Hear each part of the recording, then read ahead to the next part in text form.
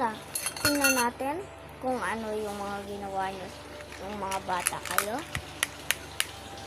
Tingnan natin. Tara, ano?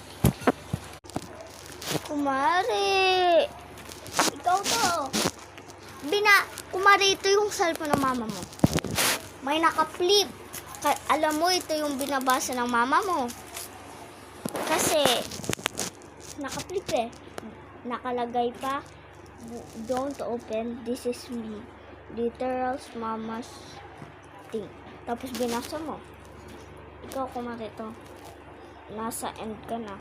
Bigla may disgusting or nakakatakot na ending. Paiyak ka tapos bigla mo sinabi sa mama mo. Bigla kang pinalo. O tara! Bigla ka tumablet. Tapos bigla ka na lang nagsa-search kung ano-ano. Kagaya ng TikTok. Diba?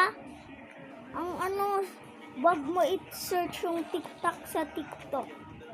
Kasi may lalabas doon na hindi pambata.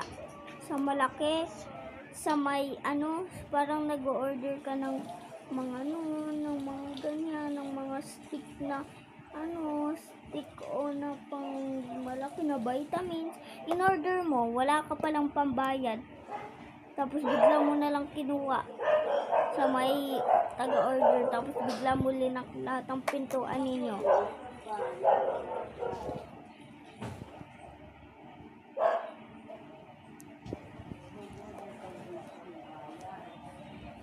Kinuha mo, kinain mo. Kumain ka ng madami kasi nasarapan ka. Hindi na pa hospital ka.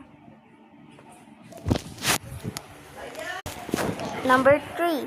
Last na. Or may number 4 pa ata. Oh, deodorant. Alam nyo ba yun? Lalo na sa mga bata dyan, huwag kayo lumagay ng deodorant kasi nakakakate sa may mga kele-kele ng bata.